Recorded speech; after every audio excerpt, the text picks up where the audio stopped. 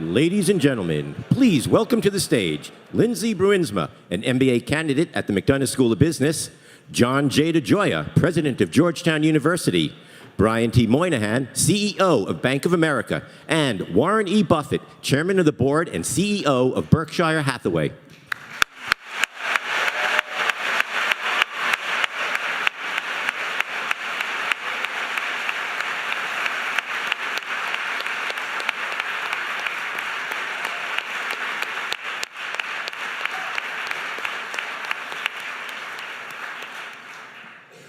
Welcome. Good evening. Thank you all for being here.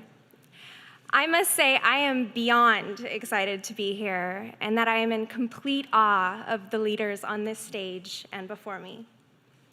We have our own Dean Thomas of the McDonough School of Business, Georgetown President Jack DeGioia, Chief Executive Officer of Bank of America, Mr. Brian Moynihan, and, though he really needs no introduction, Mr. Warren Buffett.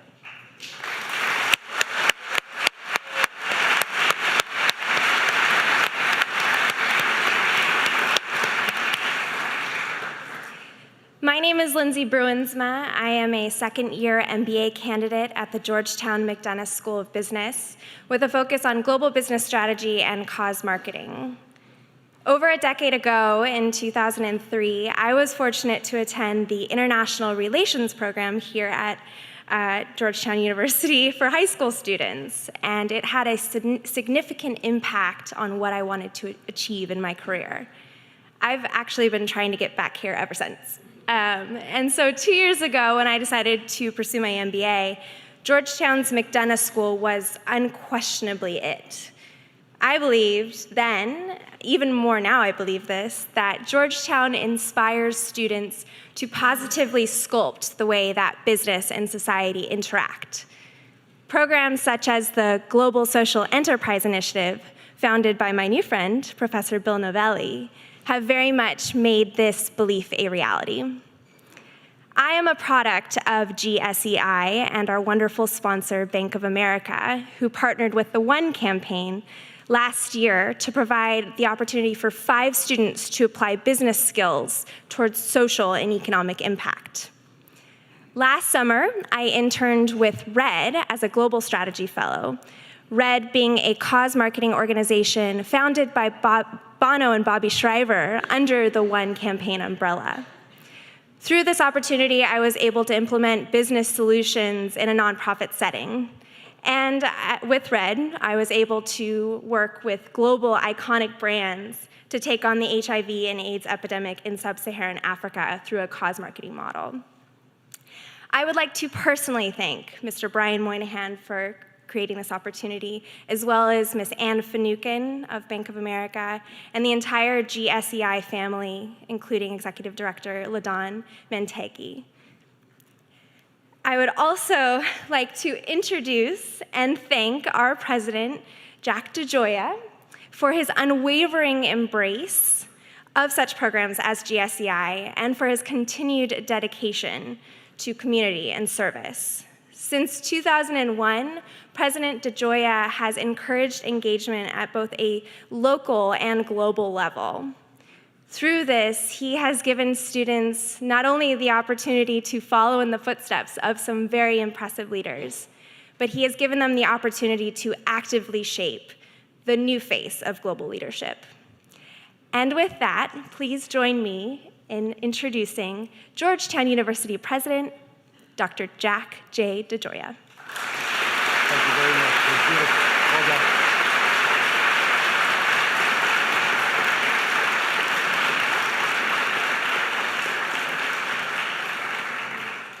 Well, thank you very much, Lindsay, for that introduction and for the example that you set through your commitment to social enterprise. We're very proud of you and your fellow students who are engaged in this very important work.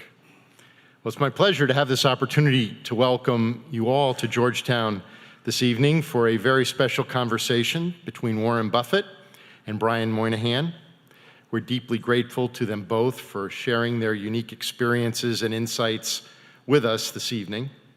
I'll have the opportunity to more formally introduce our guests in just a few moments, but first I wish to express my gratitude to some of the individuals who helped to make this evening possible. And I'd like to begin with the Dean of the McDonough School of Business, David Thomas, for his exceptional leadership and for fostering such important initiatives as the Global Social Enterprise Initiative.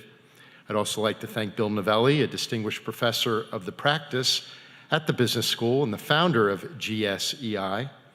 His commitment to social enterprise, corporate responsibility, and social change has enriched our community here at Georgetown, and he will moderate our Q&A a little later this evening. The values at the core of the work that we examine here tonight are defining characteristics of the tradition that animates our university community, a tradition rooted in our Catholic and Jesuit identity, a tradition that compels us to create and share knowledge in service to our world. As a university, we have been guided by this tradition since 1789, and now for over 224 years, we've been building upon and reimagining it in new and innovative ways. The GSEI, through its work to cultivate leaders who focus on both economic and social value, is a concrete example of our commitment to living this tradition in our contemporary world. As you know, tonight's conversation is made possible by Bank of America, and I'd like to express my deep gratitude to two individuals: a proud Georgetown parent, Ann Finucane, Global Strategy and Marketing Officer at Bank of America, for her work in bringing us together this evening, and again, Brian Moynihan, Bank of America's CEO, for his leadership and support of this extraordinary event. Under Mr. Moynihan's leadership, Bank of America has deepened its commitment to community development, philanthropy, and environmental and sustainability initiatives. This includes a 10-year, $1.5 trillion community lending and investing goal, the largest ever by a financial institution. Since 2007, Mr. Moynihan has also led Bank of America's Global Diversity and Inclusion Council, a group that is dedicated to creating an inclusive work environment, and the company is consistently recognized as having one of the best environments in corporate America. Tonight, he will be engaging in a conversation with one of the world's great business leaders and philanthropists, Warren Buffett. Mr. Buffett, it's an honor to welcome you back to Washington, D.C. Many people may not know this, but this is a return home of sorts for Mr. Buffett. He attended high school just a few miles away at Woodrow Wilson High while his father was a member of Congress. Renowned and respected for his business and investment acumen at the company that he has led since 1965, Mr. Buffett is also well known for his deep commitment to philanthropy and social enterprise. He co-founded, along with Bill and Melinda Gates, the Giving Pledge, an effort to encourage the wealthiest Americans to donate at least 50% of their net worth to philanthropy. About 5 years ago, he pledged 99% of his Berkshire Hathaway shares to charity, and last year, the shares he donated went to foundations that work to fight poverty, elevate the status of women and girls around the world, and support early childhood education, among many other causes. This led to his being ranked #1 in 2012's Philanthropy 50, a list of the nation's top philanthropists compiled by the Chronicle of Philanthropy. He has also given generously over the years to help support the work of the Bill and Melinda Gates Foundation, which focuses much of its efforts on global health and global development. So, Mr. Buffett, on behalf of our entire university community, it's an honor to welcome you to Georgetown. We're so pleased you could join us this evening, and it's now my privilege to present to you all for our conversation this evening, Mr. Warren Buffett and Mr. Brian Moynihan.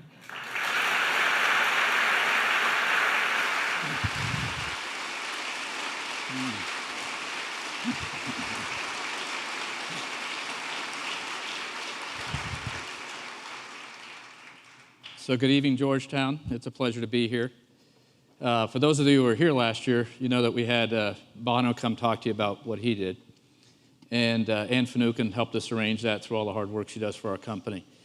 And so this year, as I was thinking about with Ann who we should bring in, I actually talked to Bono. And he said, boy, if you want to bring a real rock star, bring Warren Buffett in. Because here's a guy who has done more for philanthropy than I can ever do, and et cetera. So last year we bought you a rock star. This year we bought you a real rock star.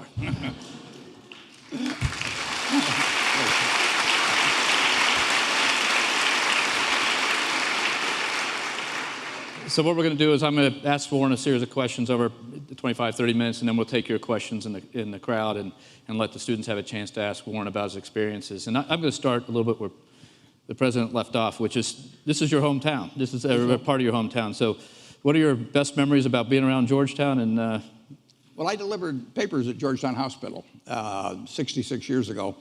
And I developed this affinity because in the hospital, people tipped. My regular customers, the one that knew me, never tipped. But I would go to the hospital, and one of the things they would do, they would give me cash tips, but they also would tell me if they were a woman that had given birth to a baby that was, we'll say, 8 pounds, 11 ounces, they would whisper that number to me. And the numbers racket was very big in Washington that time, and they felt they were giving me this terribly valuable information, the exact time in which the baby was born or something, and I was supposed to bet on that number in the numbers racket that day. So I have a lot of memories of of Georgetown, and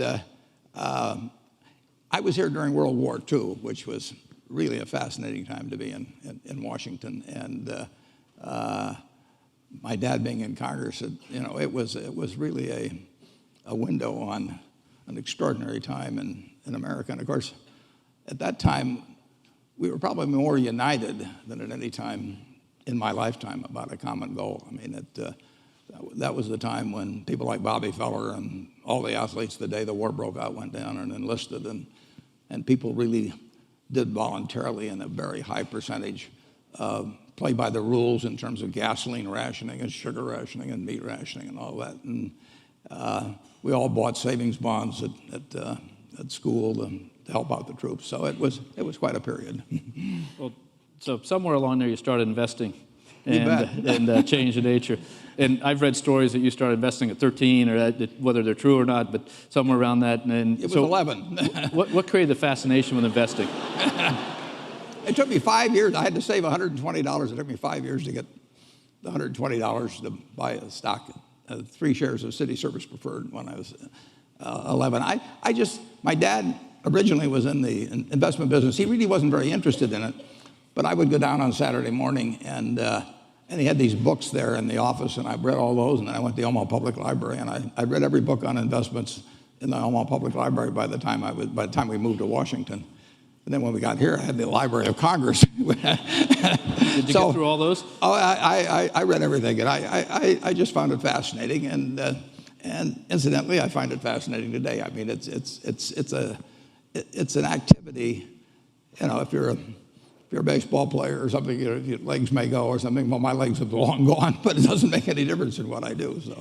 So I literally have as much. I always have had fun working, but I have as much fun now as I've ever had in my life. I mean, I work with people I love doing what I love, and it just doesn't get any better than that. Well, the quote is that you tap dance to work every day? I tap dance to work, yeah. And so what makes you do that? Don't ask me to demonstrate, but incidentally, it was nice to get that round of applause at the start, but I've learned that crowds now applaud at the start because I'm 83 and they're not sure I'll be around at the end of the talk.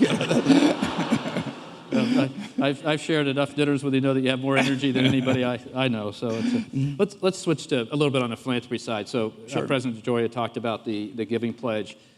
How did you come up with the idea with Bill, and how are you doing on it? I mean, well, we're doing great. And it was, I don't know, 3 or 4 years ago, Bill and Melinda and I were out in California and talking, and I'm not exactly sure how it came up, but we decided to call or write David Rockefeller and ask if he would host a dinner in New York for about 16 or 18 people, just to talk about philanthropy. And Oprah Winfrey came, and Mayor Bloomberg was there, and it was a private dinner. And I started having these people talk around the table as to how they developed their philosophy of philanthropy.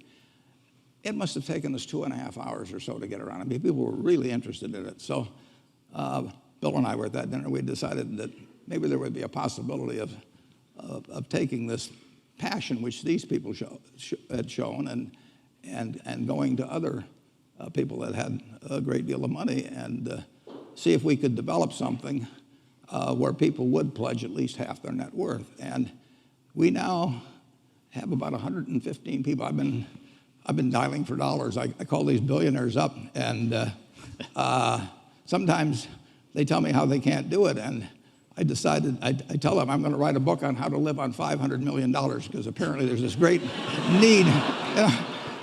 They just can't seem to figure out how to do it, and they need help. But it's been very rewarding, and I received a letter from one woman. She and her husband had over $10 billion, and she sent me a tie. She sent me 2 ties, and she sent me this handwritten note and said that they hadn't really faced it. It's a little like facing your own mortality to some extent, making that plan, and that's tough for people sometimes. And so she and her husband had changed things, and over half of that $10 billion was going to go to philanthropy.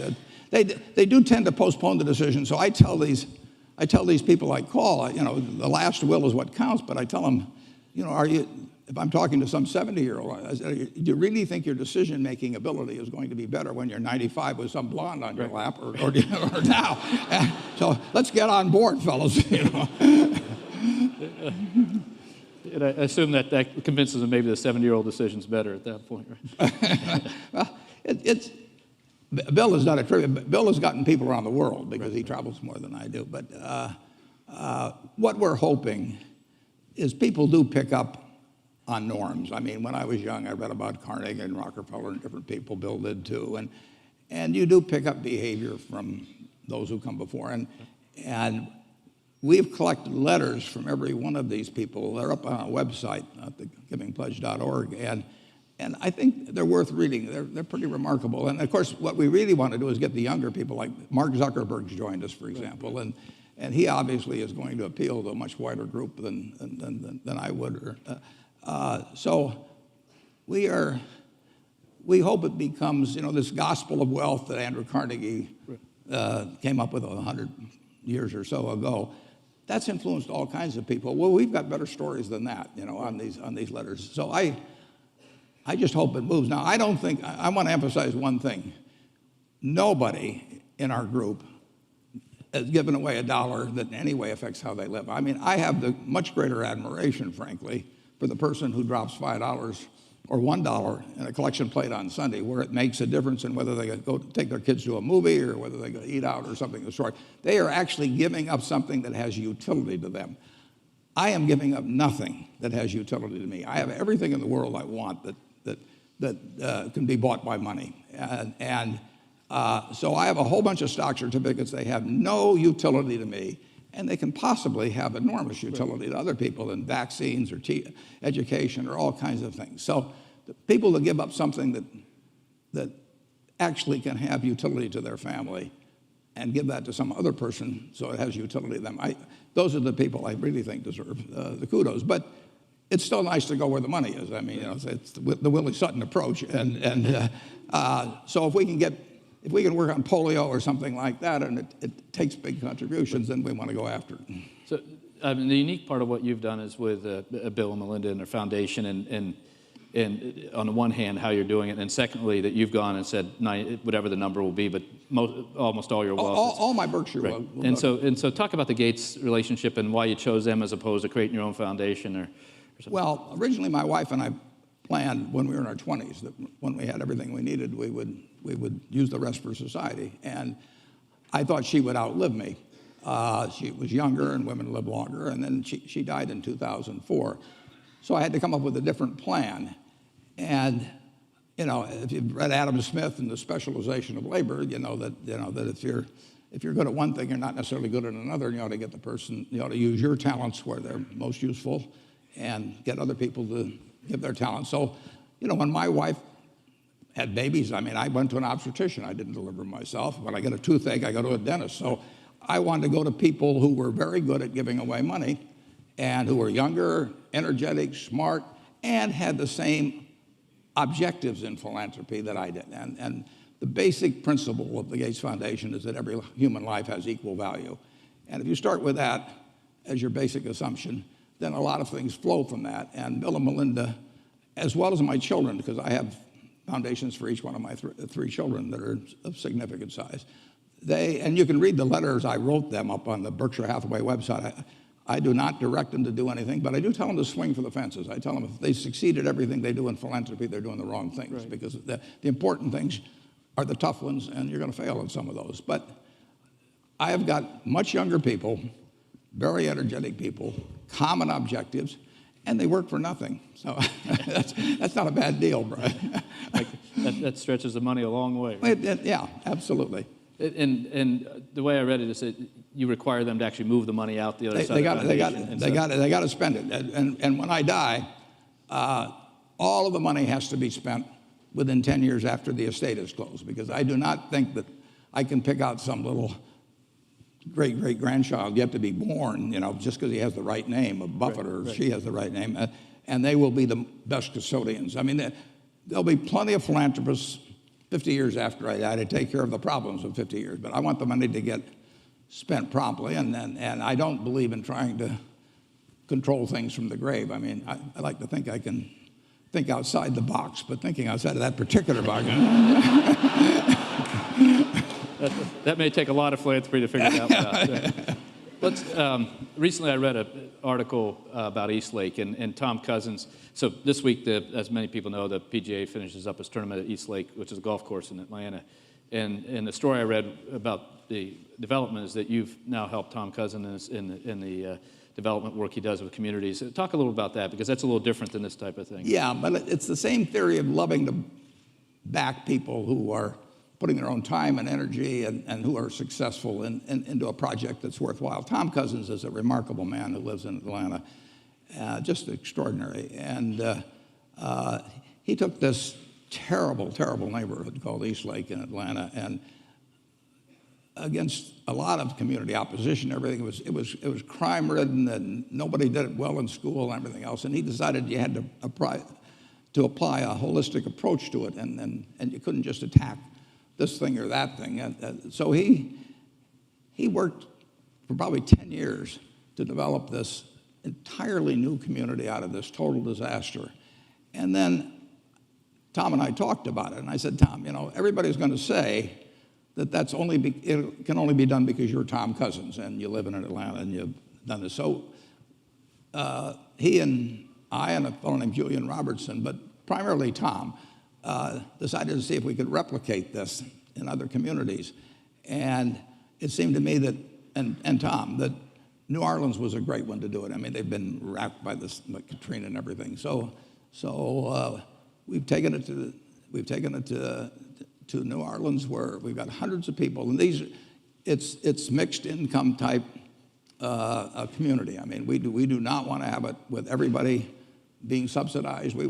We want to create a new kind of community where people of different races, different economic conditions work together and play together. And it's been successful in New Orleans. We went to Indianapolis. It's been successful there, and we've got about 11 more towns we're working on now. And so Tom Cousins has really come up with something. He had an op-ed in the Wall Street Journal about a week ago describing this, but he's a fantastic human being. And when you get a chance to join forces with somebody that as high quality as that, and energetic and smart, and putting his own funds in it, you just got to jump at the chance. That's good.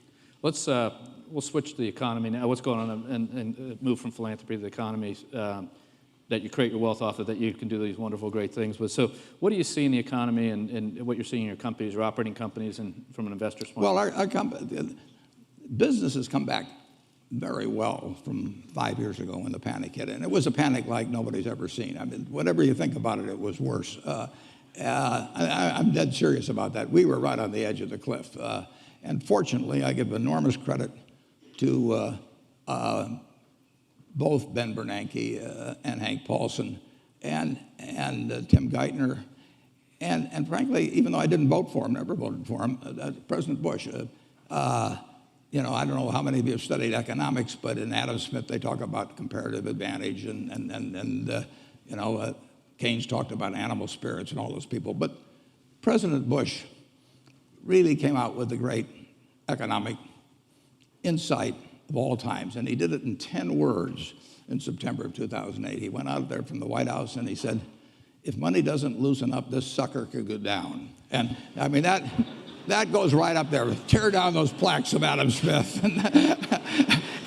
and he backed up. He backed up those fellows, and so we've come back from it. But business has come back. You know, a lot of companies are having record profits, including many of ours, and the American populace as a whole has not come back. I mean, the inequality is getting wider.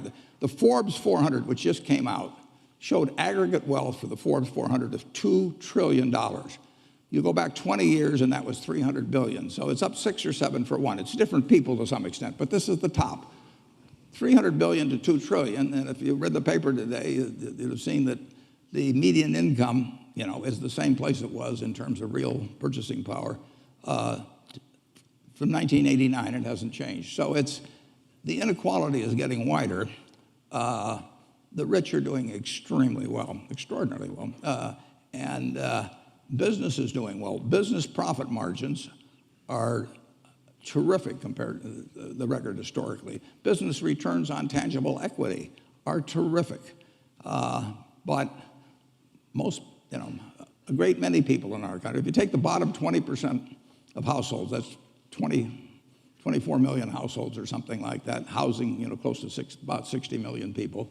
You know, the top level is $22,000. And I don't want to try to live on $22,000 with a couple of kids. So we've got an economy that is delivering $50,000 of GDP per capita, and we've got an awful lot of people that aren't living well. So we have learned how to turn out lots of goods and services, but we haven't learned as well how to have everybody share in the bounty that we have.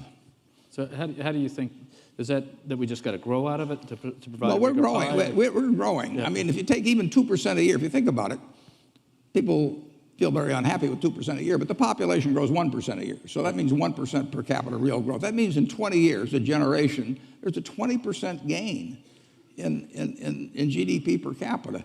That's not bad in a generation.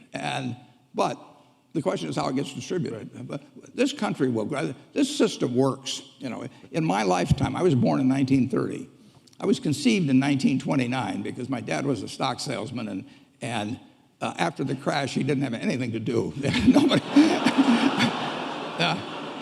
So I look back with great fondness on the 1929 crash. But since 1930, since I was born in 1930, real GDP per capita has increased 6 for 1. Just think of that, 6 for 1. I mean, you went centuries when nothing happened. Right. for people. And this country works. I mean, I consider the luckiest person on a probabilistic basis that ever lived is the baby that's born today in the United States. I mean, it is a fabulous country, and the market system works, all kinds of things. But we do have to, in my view, we have to make sure that everybody participates to a reasonable degree. We don't want equality of results, but we also want a base level that's satisfactory for our people. So you talked about the George Bush's statement, economic statement about it could go down. What do you think the lessons are of the last couple of cycles that you've seen from an investor standpoint? We've got a lot of young kids out there. You've lived through multiple cycles in the 50, 60 years plus you've been investing, 70 years investing. What are the lessons, and what, you know, these are young people, what should they take away? The lessons are that people will continue to make the same mistakes they've made. I mean, humans, and it doesn't correlate to IQ particularly. I mean, when they get greedy, and we had this huge bubble in the most important asset the American public has, housing. I mean, so you had a huge bubble in something that you could borrow heavily against. So you could run a margin account effect on a house instead of stocks, and the conditions got very lax. And so when that bubble popped, but people came into that gradually. When they get fearful, it happens all at once. I mean, when people get scared, they all want to leave at one time. And we had them all want to leave at one time, and that'll happen again. It'll happen with a different set of circumstances, but the human animal will keep behaving pretty much the way it has in the past. So we will have periodic recessions. We'll have an occasional panic, which doesn't all recessions don't come from panics. But the good news is, if you look at the 20th century, in the 20th century, we had 2 world wars, We had the Great Depression. We had the flu epidemic. We had the Cold War. We had the atom bomb, you name it. The Dow Jones average went from 66 to 11,497, with all these terrible things happening supposedly at various times. America works. And when I bought my first stock when I was 11, that was in the spring of 1942. And that was a couple months after Pearl Harbor. And we were getting clobbered in the Pacific at Corregidor and Bataan, the Death March of Bataan. And in the European theater, the Blitz of England was on. And the Dow was at about 100. But just look at where we are now. The country really works. The trick is, it seems to me the obligation of a society as prosperous as ours is to figure out how nobody gets left too far behind. It was interesting because last year Bono's speech was a lot about how America is a society of dreams and you can accomplish more here. It was actually one of the best speeches about the optimism America could have by a person who's not American by birth. So and I know you carry that optimism. So after all this, what makes you most optimistic for the next decade about America? Or next couple decades?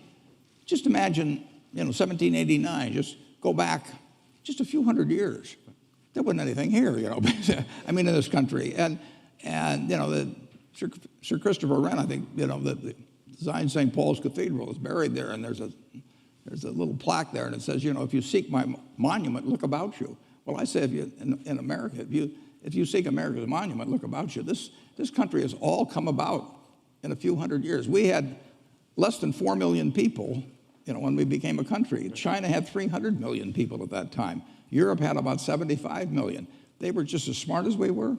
They worked just as hard as we did. They had natural resources that were similar to ours. And yet we ended up with a quarter of the world's GDP, a few hundred years later. Now, we've got something that works, and we don't want to mess that up. We want to figure out what we do with this abundance better as we go along.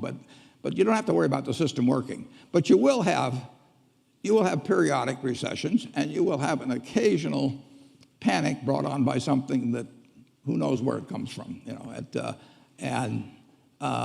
The thing to remember at that time, I wrote an op-ed piece in the New York Times in the fall of 2008, and I said, that the country will come back. It'll go through a big recession and everything, but it'll come back, and it's coming back. So don't ever worry about America. It'll tell you, you're in the right place. So you've been famous for your investment strategy on basically that follows the opposite side of that principle is invest when the chips are down and ride it up. That served you well. So what's your favorite time that you were able to accomplish that, when you caught somebody down and moved up? I always think my favorite time's going to be tomorrow. It's always been fun. And there's a company here in Washington called Geico. And I first got exposed to that in 1950. I was 20 years. I was 19 years. It was 51. I'm sorry. I was 20 years old, and I came down here, and I came down on a Saturday because I'd learned that my professor who I worshiped at Columbia named Ben Graham was the chairman. I got down here and the door was locked. When I went to the building, because it was Saturday, and I pounded on the door, and some janitor let me in, and a marvelous fellow named Lorimer Davidson spent 4 hours with me teaching me all about insurance, and he helped me so much in life. But you're going to get help by some wonderful people in life. It's a great thing to remember later on when you get to be my age, that all the help you've received from different people, because nobody does it alone. Obama got in trouble when he said that in the campaign, that nobody does it by themselves. Nobody does do it by themselves. We all sit in the shade of trees that were planted by others. So it's obligatory, I think, to plant a few trees ourselves if we've had good luck. It's been a great ride, but it's not over. So when did you actually buy Geico? When did you invest in Geico the first time? Geico I bought. I met Lorimer Davidson when I was finishing up at Columbia, and then I started selling securities when I got out. And I went out to my Aunt Alice, and my Aunt Alice would have bought anything from me. And so she bought 100 shares of Government Employees Insurance. It was the first stock I ever sold. And then a lot of years passed, and Mr. Davidson was very kind to me in a variety of ways. But I went in different directions. And then in 1976, the company got in big trouble because they miscalculated their reserves, and they were going broke. And so I came back here, and I bought a third of the company in the market in a very short period of time. And then in 1995, by now our third had become a half because they'd repurchased their shares. And I went out to see Mr. Davidson, who was out in Bethesda. He was 96 or 97. And he had a bunch of stock in Geico with no cost basis because he'd held it forever. And I said, Davey, if I make an offer for this company for cash, you're going to pay a big tax. And of course, if you die with the stock, you don't have that tax, and you get a stepped up basis. So I'm not going to make this offer unless it's all right with you. And he said to me, he said, Warren, he said, I've hoped for this all my life. And so we bought the rest of the company. He was a great man. That's terrific. Well, let's turn it over to some student questions. So they're going to put a microphone out here, and we'll have you queue up and let you have questions for Warren or.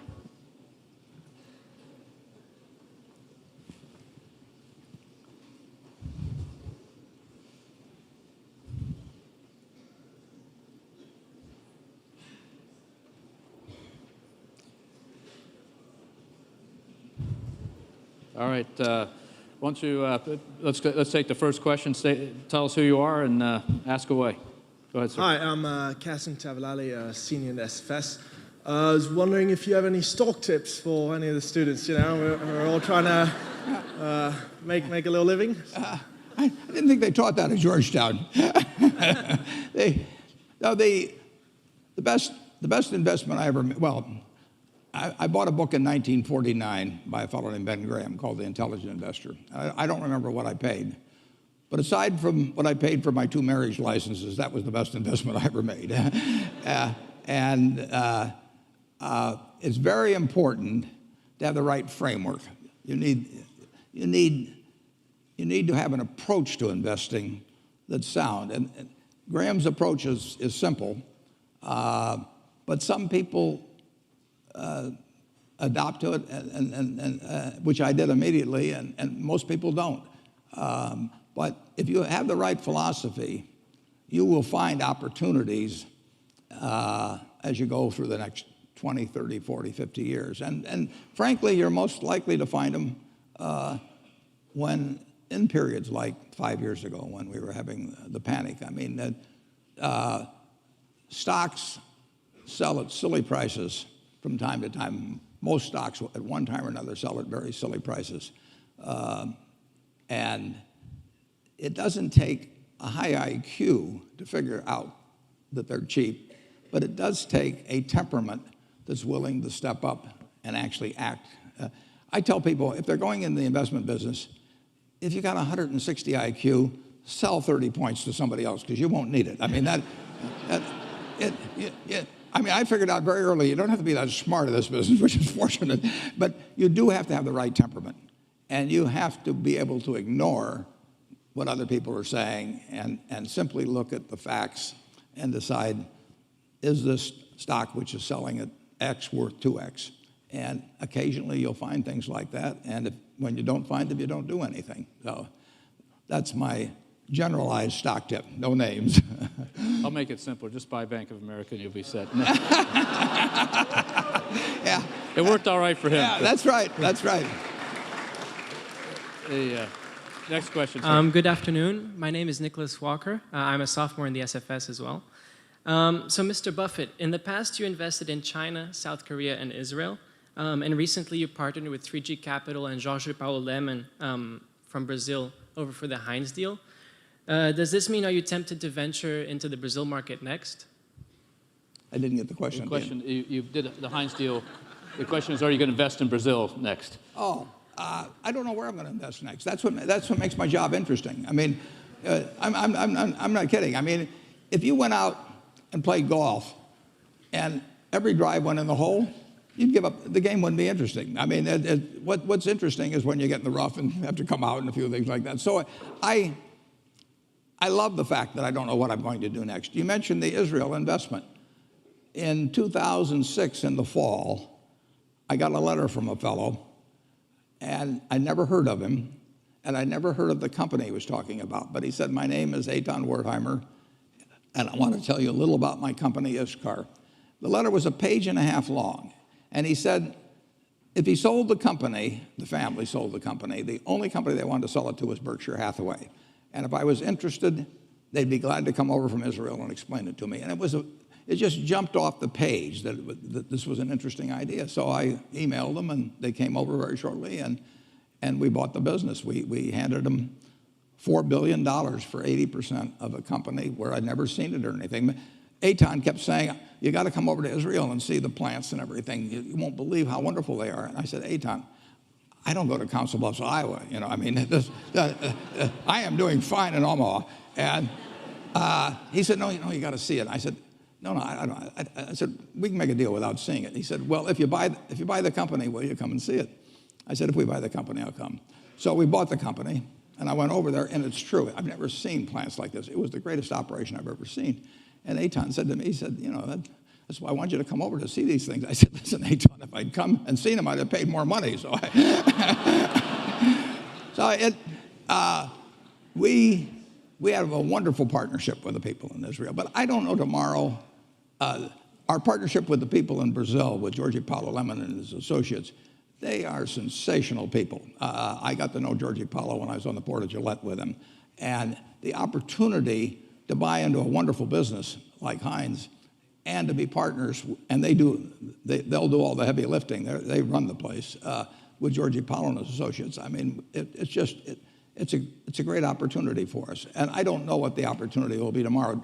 With Georgie Paulo, as last December, I was going out to Boulder, Colorado, where he had a group that met, and he said, I think I've got an idea might interest you when I get out there. And so I went out there, and as we came back on the plane, he explained what he was thinking about in terms of Heinz, and I said, count me in. And I will tell you one other thing, which is quite impressive about him. After I said that and went a little further in the thing, he sent me a one-page governance description of how it would work between the two of us, and he sent me a very brief description of what he thought would be a fair deal for both of us.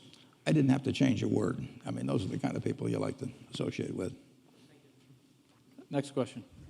Hi.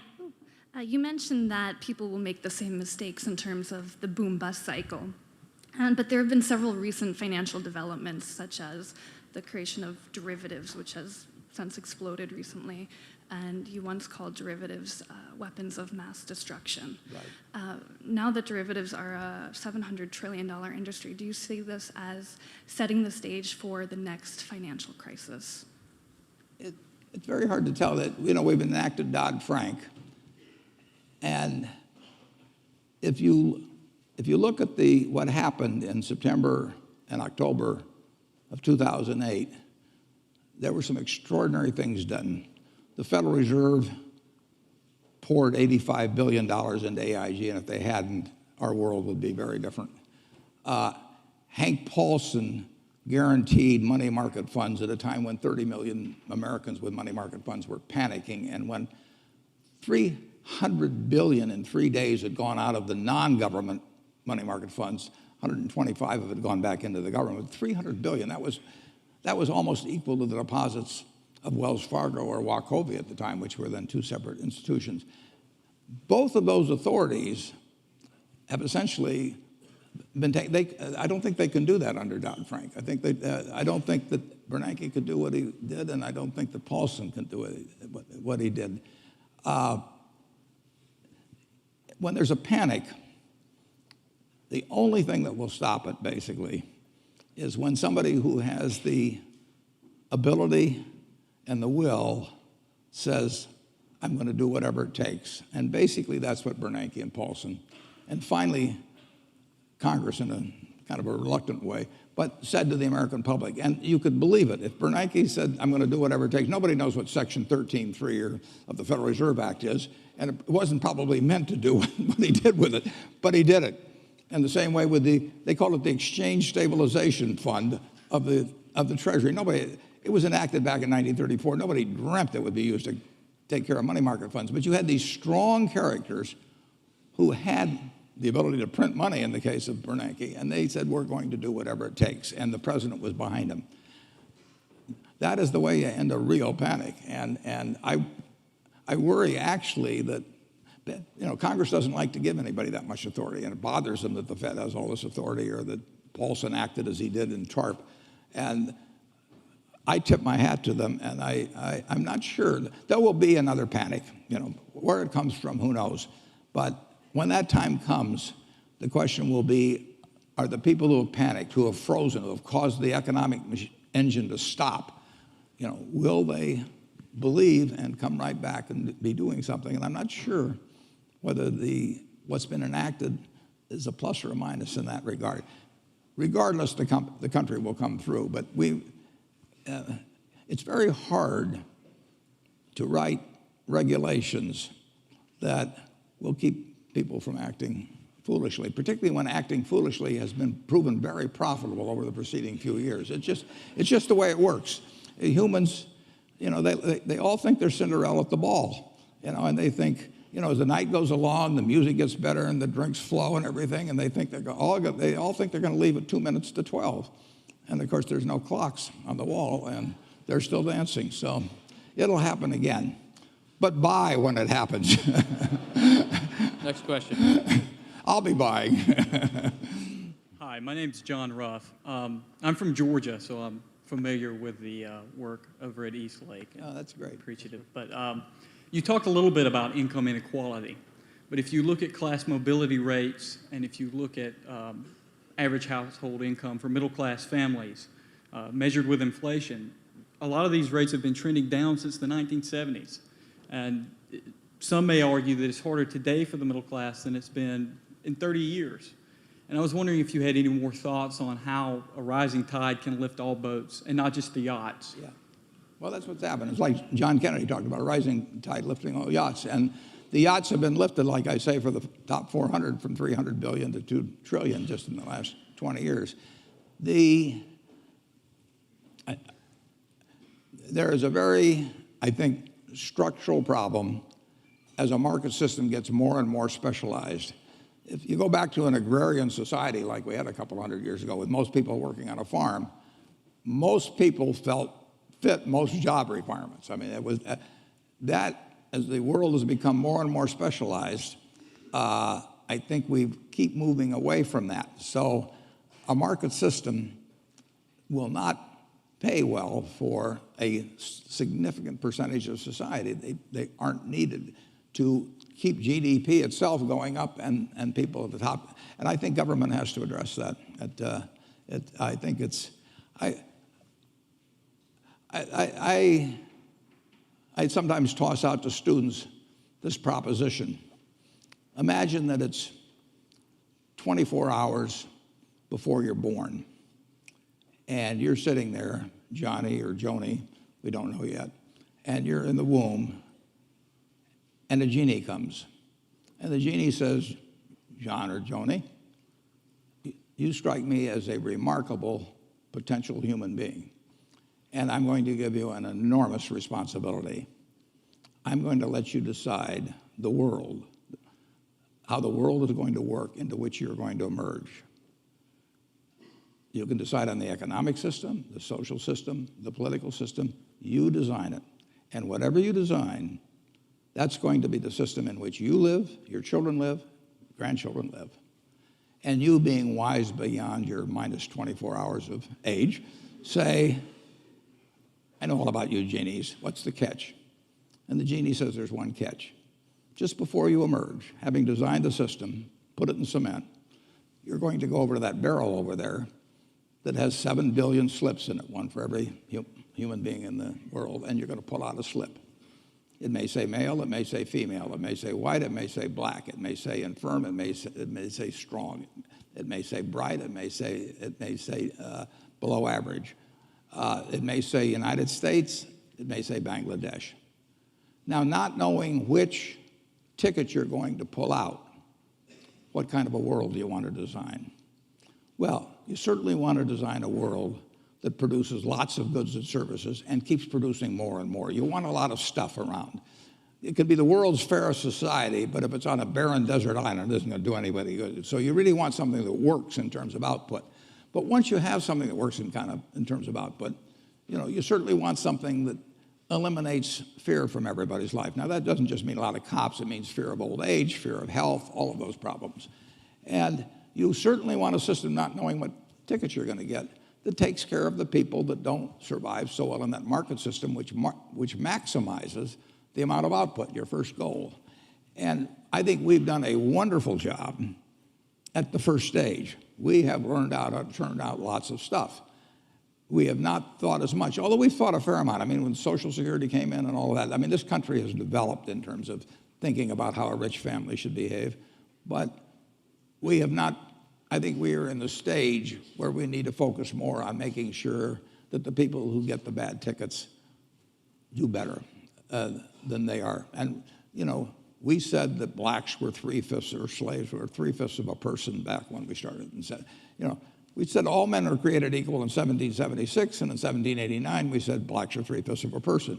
You know, we not only said all men are created equal, but in the Gettysburg Address, you know, Lincoln repeated it. It was 1920 before we passed the 19th Amendment for women. So we treated women as an essentially different class for all those years. So I think we've gone significantly in the right direction in terms of behaving better as a society, and I think we've gone terrifically in the right direction in terms of turning out lots of stuff. But I think we have to address the question of how do you treat the people that are left behind in a system that maximizes the output of goods and services. And that can only come through government. Next question. Good evening. My name is James Fishback. I'm in the School of Foreign Service, first year. It's no doubt that you're an outspoken fan of Ben Bernanke, but he's going to be stepping down in January of next year. Whomever takes over the position, do you think that they should continue the Fed's controversial buyback program, and if so, for how long?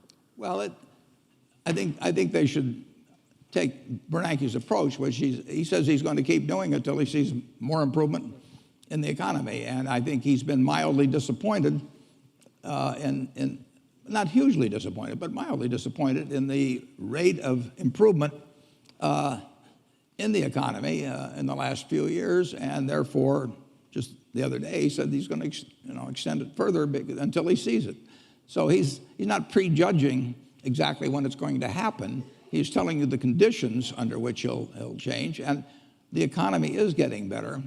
We are in an experiment which hasn't really been tried before. I mean, Fed has a $3.5 trillion balance sheet, and buying securities is usually easier than selling securities, as sometimes people find out.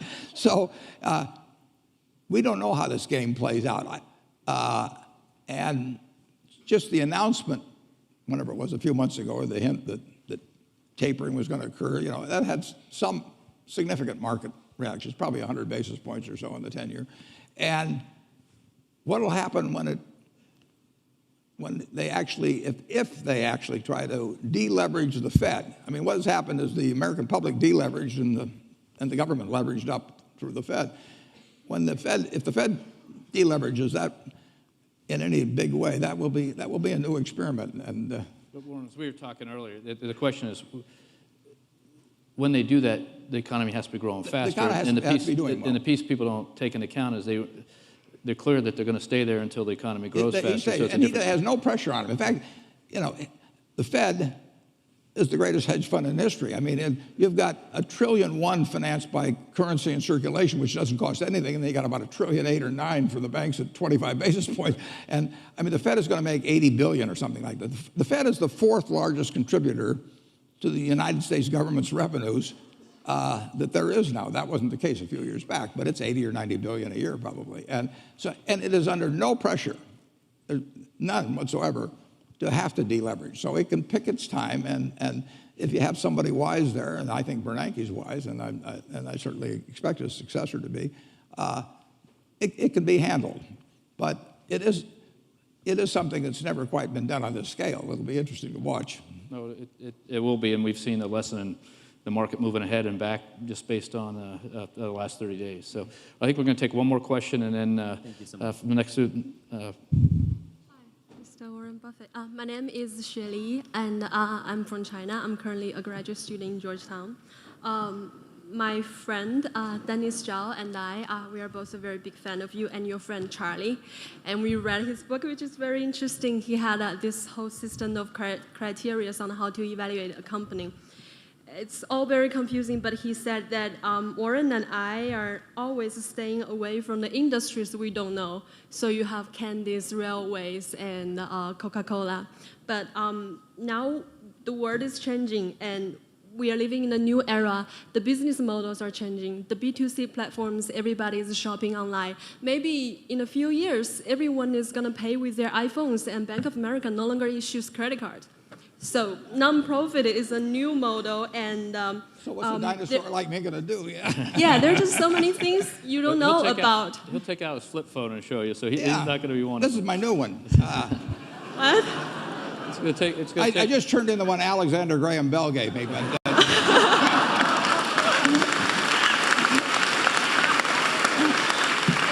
okay.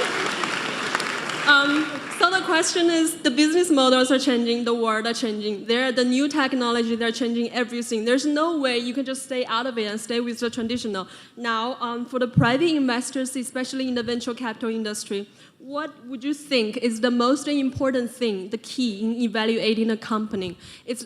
I'm not asking about doing mediocre, I'm not asking about being average, but about excellent, remarkable.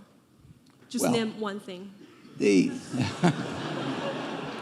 The most important thing is to be able to define which ones you can come to an intelligent decision on and which ones are beyond your capacity to evaluate. You don't have to be right about thousands and thousands and thousands of companies. You only have to be right about a couple. I met Bill Gates on July 5th, 1991. We were out in Seattle, and Bill said, "You've got to have a computer." And I said, "Why?" And he said, "You can do your income tax on it." I said, "I don't have any income. Berkshire doesn't pay a dividend." He said, "Well, you can keep track of your portfolio." And I said, "I only have one stock." I said, and he says, "It's going to change everything." And I said, "Well, will it change whether people chew gum?" And he said, "Well, probably not." And I said, "Well, will it change what kind of gum they chew?" And I said, "Well, then I'll stick to chewing gum and you stick to computers, you know." I don't have to understand all kinds of business. There's all kinds of business I don't understand. But there's thousands of opportunities there. I did understand the Bank of America, you know, and I'm able to do that. I'm able to understand some given percentage. But Ted Williams wrote a book called The Science of Hitting. And in The Science of Hitting, he's got a diagram, shows him at the plate. And he's got the strike zone divided into 77 squares, each the size of a baseball. And he says, if I only swing at pitches in my sweet zone, which he shows there, and he has what his batting average would be, which is 400. If he had to swing at low outside pitches, but still in the strike zone, his average would be 230. He said the most important thing in hitting is waiting for the right pitch. Now, he was at a disadvantage because if the count was 0-2 or 1-2 or so on, even if that ball was down where he was only going to bat 230, he had to swing at it. In investing, there's no called strikes. People can throw Microsoft at me and, you know, you name it, any stock, General Motors, and I don't have to swing. And nobody's going to call me out on called strikes. I only get a strike called if I swing at a pitch and miss. So I can wait there and look at thousands of companies day after day, and only when I see something I understand and when I like the price at which it's selling, then if I swing, if I hit it, fine. If I miss it, it's a strike. But it's an enormously advantageous game. And it's a terrible mistake to think you have to have an opinion on everything. You only have to have an opinion on a few things. In fact, I've told students, if when they got out of school, they got a punch card with 20 punches on it, and that's all the investment decisions they got to make in their entire life, they would get very rich because they would think very hard about each one. And you don't need 20 right decisions to get very rich. You know, 4 or 5 will probably do it over time. So I don't worry too much about the things I don't understand. If you understand some of these businesses that are coming along and can spot things on, if you can spot on Amazon, for example, I mean, it's a tremendous accomplishment what Jeff Bezos has done. And I tip my hat to him. He's a wonderful businessman. He's a good guy, too. But could I have anticipated that he would be the success and 10 others wouldn't be? I'm not good enough to do that. But fortunately, I don't have to. You know, I don't have to form an opinion on Amazon. And I did form an opinion on the Bank of America, and I form an opinion on Coca-Cola. I mean, Coca-Cola's been around since 1886. There's 1.8 billion 8-ounce servings of Coca-Cola products sold every day. Now, if you take 1 penny and get 1 penny extra, that's $18 million a day. And 18 million times 365 is 7 billion, 3 less 730 billion, or $6,570,000,000. So annually, $6,570,000,000 from 1 penny. Do you think Coca-Cola is worth a penny more than, Joe's Cola? I think so. So, and I've got about 127 years of history that would indicate it. So those are the kind of decisions I like to make. And you may have an entirely different field of expertise than I would have, and probably much more up to date in terms of the kind of businesses that we're seeing evolve. And you can get very rich if you just understand a few of them and understand their future. But fortunately, I don't have to. I mean, if we go into Heinz, and I look at people pouring ketchup on, hamburgers and potatoes. I don't think it's going to change. And the nice thing about it, some products travel. Some products don't travel. Candy bars don't travel well. I mean, if you look at the Cadbury bars in England, they don't sell well here. And if you look at the Hershey bars here, they don't sell as well someplace else. Soft drinks travel, and ketchup travels. I like products that travel. Well, thank you. Okay. Thank you, Warren.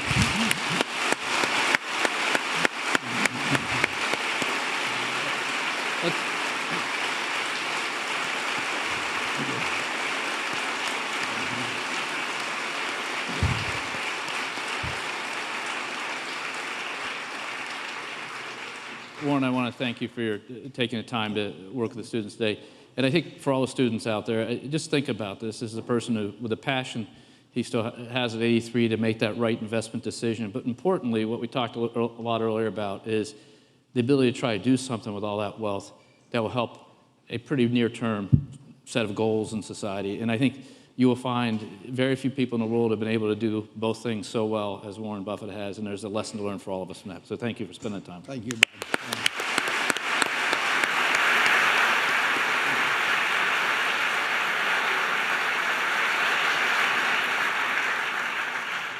So, wow.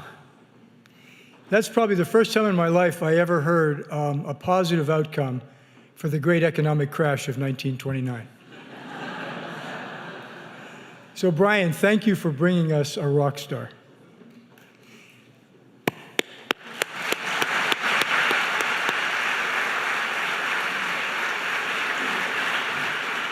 We just heard a terrific conversation, a terrific discussion about economic impact and social impact and how the two fit together.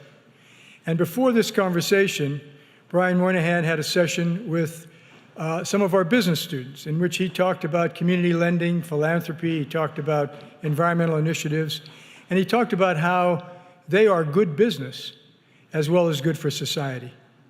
And this is the right place. Georgetown is the right place for that. Our president, Jack DeGioia, he talks about global human development. And the dean of our business school, David Thomas, he talks about being in service to business and society. And that's why our Global Social Enterprise Initiative is flourishing and why it's in the right place. Our organization, the Global Social Enterprise Initiative, is driven by students. In fact, it was started by students. There's a student here, I should say an alumnus here, I don't know where he is, Rahul Pasarnikar, who flew in. He's a McKinsey executive. He flew in just for this conversation.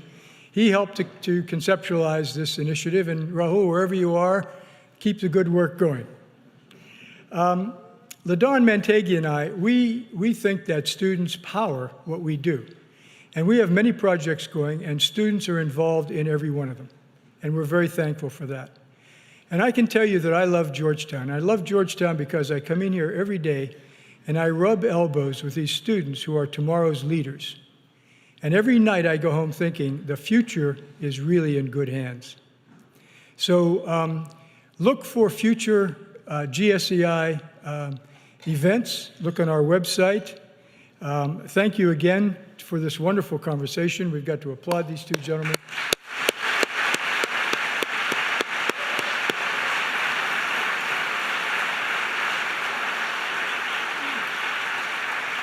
I'm sorry that not every student got to ask a question, but there's always email.